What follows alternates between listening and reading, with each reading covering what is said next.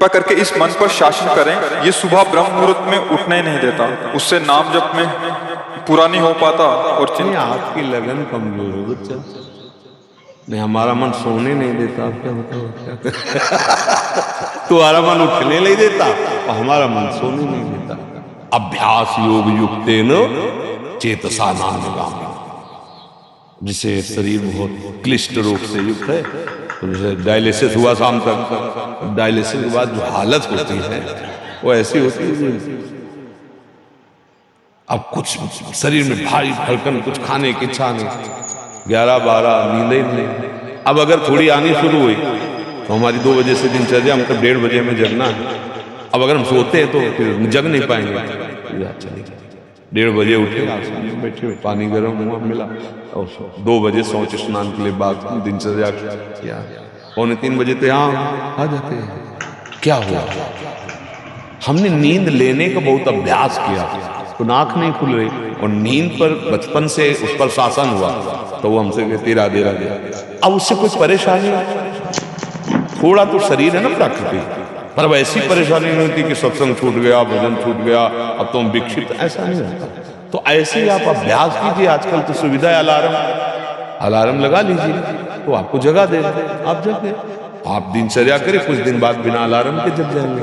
अपने लोगों की ऐसी दिनचर्या थी, मतलब अगर आप घड़ी से देखो तो 5 मिनट का अंतर है तो हम नहीं कह सकते ऊपर नीचे, ठीक राइट टाइम अपने आप खुलेगी अपने आप। अब बचपन से अभ्यास रहा है, ठीक 2 बजे हमारी दिनचर्या, आज की नहीं, ये 20 वर्ष की। जब मान लो सत्संग सब नहीं चलता था तो सुबह स्नान करके 2 बजे वृंदावन की परिक्रमा, सूर्योदय होते होते मंगला होगा कि गुरु जी की सेवा में, ऐसा। तो हम अभ्यास कमजोर कर रहे हैं। किसी किसी में आशीर्वाद की जरूरत है, अभ्यास कीजिए। आप शाम के जब रात्रि में सोए ना, भगवत चिंतन करते हुए, और आप टाइम अपने माइंड पे स्थापित कीजिए, मुझे 4 बजे जगना ही है।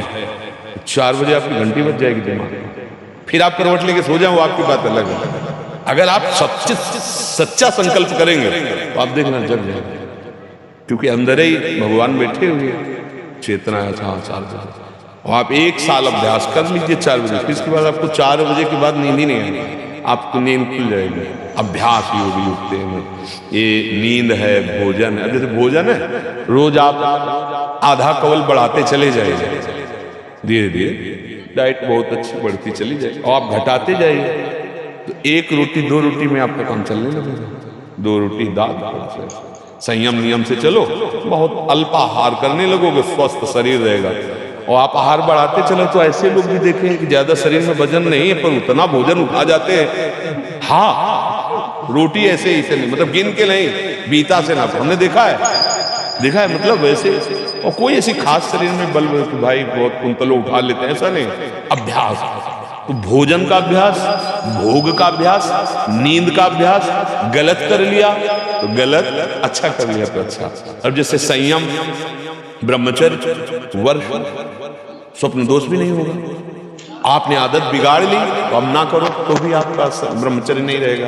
अभ्यास, हम गलत अभ्यास कर रहे हैं तो हम परिणाम में दुखी होंगे, परिणाम में हम नीचे गिरेंगे। अच्छी अभ्यास करें, उचित नींद। अब जैसे बालक को 6 घंटा आपको सोना ही है, 24 घंटे में 6 घंटे आपकी नींद के लिए पर्याप्त है।